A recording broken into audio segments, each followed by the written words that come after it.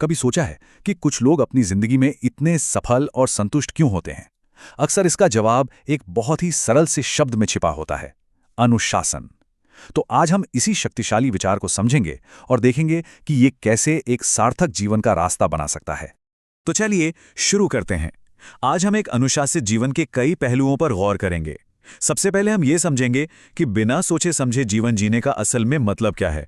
फिर हम देखेंगे कि कैसे हमारी अपनी कोशिशें ही हमारी ग्रोथ का असली इंजन है। और इसके बाद हम रोजाना, साप्ताहिक और साल में 2 बार की जाने वाली साधनाओं की कुछ प्रैक्टिकल रणनीतियों पर गहराई से बात करेंगे। देखिए, किसी भी समाधान तक पहुंचने से पहले समस्या को समझना जरूरी है ना? तो आइए सबसे पहले उस मूल मुद्दे पर गौर करें जिसे यह दर्शन हल करने की कोशिश करता है। बिना किसी लक्ष्य के जीवन जीने की भारी कीमत और अपनी क्षमताओं को यूं ही बर्बाद हो जाने देना। इस स्रोत की शुरुआत एक बहुत ही शक्तिशाली रूपक, एक मेटाफर के साथ होती है। यहाँ हमारे जीवन की तुलना एक अनमोल हीरे के हार से की गई है, और यह हमें याद दिलाता है कि अगर हम इसकी असली कीमत नहीं समझेंगे तो यह कीमती हार टूटकर बिखर भी सकता है। मतलब साफ है, सिर्फ गुजारा करना या जैसे तैसे जी लेना ये जीवन का लक्ष्य नहीं है।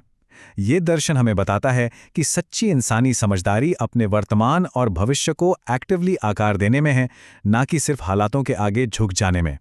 तो ठीक है, अगर बिना सोचे समझे जीना एक समस्या है, तो इसका समाधान क्या है? इसका जवाब है आत्मप्रयास में, यानी कि हमारे अपने पुरुषार्थ में। चलिए अब इसको थोड़ा विस्तार से समझते हैं। यहाँ जो मूल विचार है वो ये है कि भले ही हमें ब्रह्मांड से समर्थन मिलता है, जिसे हम दैवीय कृपा कह सकते हैं, लेकिन असली विकास तो हमारे अपने कड़े प्रयासों से ही होता है। ये एक तरह की साझेदारी जैसा है, जहाँ दोनों का होना जरूरी है। इस कॉन्सेप्ट को समझाने के लिए ये उदाहरण बिल्कुल सटीक है। देखिए, कृपा या बाहरी समर्थन एक अनुकूल वातावरण देता है, ठीक एक माँ की तरह जो गर्भ में बच्चे को या अंडे को सेती है। लेकिन बच्चे या चूजे को उस खोल को तोड़ने का संघर्ष तो खुद ही करना पड़ता है ना। और ये हमें उस प्रसिद्ध कहावत की याद दिलाता है, ईश्वर भी उन्हीं की मदद करता है जो अपनी मदद खुद करते हैं। बात बिल्कुल साफ है, अगर हम खुद एक्शन नहीं लेंगे तो हमारी क्षमता उसी चूजे की तरह अंडे में ही बंद रह जाएगी जो कभी बाहर नहीं आ पाया।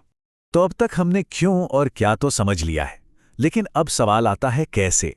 तो चलिए अब उन व्यवहारिक दैनिक आदतों पर ध्यान देते हैं जो इस दर्शन की नींव है।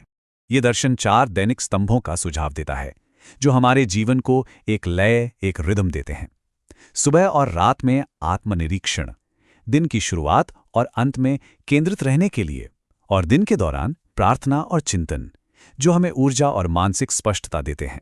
ऐसा सोचिए कि ये दैनिक आदतें हमारे चरित्र की नींव के 4 मजबूत स्तंभ हैं। जिस तरह एक इमारत को मजबूत स्तंभों की जरूरत होती है, ठीक उसी तरह एक सार्थक जीवन को इन नियमित प्रथाओं की जरूरत होती है।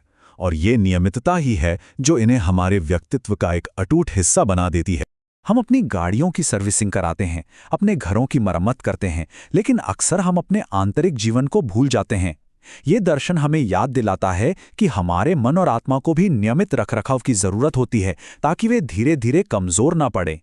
यहाँ एक बहुत ही सरल लेकिन शक्तिशाली एनालॉजी का उपयोग किया गया है। हमारी जीवन शक्ति एक टायर की तरह है जिसमें से धीरे धीरे हवा निकलती रहती है। सप्ताह में एक दिन का ठहराव, जैसे कि रविवार की छुट्टी, उस टायर में फिर से हवा भरने जैसा है, ताकि हम अगले हफ्ते के लिए तैयार हो सकें।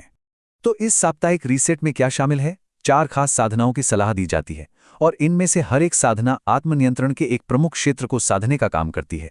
आइए देखते हैं कि वे क्या हैं। उपवास का मतलब सिर्फ भोजन छोड़ना नहीं है, यह जीभ के दोहरे आवेगों यानी स्वाद और वाणी पर महारत हासिल करने का एक शक्तिशाली उपकरण है। यह हमारे पाचन तंत्र को आराम देता है और हमें आत्मनियंत्रण सिखाता है। शारीरिक नियंत्रण के साथ साथ मन की पवित्रता भी उतनी ही महत्वपूर्ण है। इसका मतलब है दूसरों को वासना की दृष्टि से नहीं, बल्कि सम्मान की दृष्टि से देखना। यह हमारे आंतरिक संकल्प को मजबूत करता है और हमारे रिश्तों को बेहतर बनाता है। यह अंतिम 2 साप्ताहिक अभ्यास, मौन और प्राण संचय, एक साथ काम करते हैं। मौन हमें व्यर्थ की बातों से बचाकर हमारी ऊर्जा को बचाने में मदद करता है, जबकि प्राण संचय, जो एक सरल सांस लेने का व्यायाम है, हमें नई ऊर्जा से भर देता है। इसका नतीजा होता है शांति और शक्ति की एक गहरी अवस्था। दैनिक और साप्ताहिक लय के अलावा यह दर्शन हमें एक और गहरे स्तर पर ले जाता है। ये गहन आंतरिक बदलाव के लिए साल में 2 बार किए जाने वाले एक अभ्यास का प्रस्ताव करता है। आइए देखें कि ये क्या है। ये 9 दिवसीय अवधियां, जिन्हें नवरात्रि साधना के रूप में भी जाना जाता है, एक गहन आध्यात्मिक रीसेट के लिए बनाई गई हैं। ये सिर्फ एक अनुष्ठान नहीं, बल्कि एक प्रतिबद्धता है जो अगले 6 महीनों के लिए हमारे जीवन की दिशा तय कर सकती है। यहाँ समझने वाली मुख्य बात यह है कि ये सिर्फ एक अस्थायी अनुष्ठान नहीं है। ये एक विस्तारित प्रशिक्षण अवधि है जिसे हमारे जीवन में स्थायी सकारात्मक बदलाव लाने के लिए डिजाइन किया गया है। ये एक बीज बोने जैसा है जो एक मजबूत पेड़ के रूप में विकसित होगा। ये देखना वाकई दिलचस्प है कि कैसे परंपराएं समय के साथ विकसित होती हैं। मूल रूप से इस साधना के बाद आशीर्वाद साझा करने का मतलब कुछ लोगों को भोजन कराना था, लेकिन आधुनिक समय में इसका मतलब कई लोगों को ज्ञान के प्रकाश से प्रबुद्ध करना है। यह अनुकूलन दिखाता है कि कैसे प्राचीन ज्ञान प्रासंगिक बना रह सकता है। मूल उद्देश्य वही रहता है, सकारात्मक प्रभाव का व्यापक वितरण, चाहे वो किसी के पेट को भरकर हो या सैकड़ों मनों को ज्ञान से भरकर। अंत में यह पूरा मार्ग हमें यह सिखाता है कि अनुशासन कोई बोझ या बंधन नहीं है, बल्कि एक उपकरण है। यह एक टूल बॉक्स की तरह है जो हमें सचेत और निरंतर प्रयास के माध्यम से अपनी उच्चतम क्षमता को अनलॉक करने में मदद करता है। अनुशासित जीवन के मार्ग पर हमारी ये चर्चा यही समाप्त होती है, लेकिन ये बातचीत यही खत्म नहीं होती है। अब हम इस सवाल के साथ रुकते हैं, अपनी यात्रा में वो कौन सा एक अनुशासन है जिसे अपनाकर जीवन में सबसे बड़ा बदलाव लाया जा सकता है? इस पर विचार जरूर करें। धन्यवाद।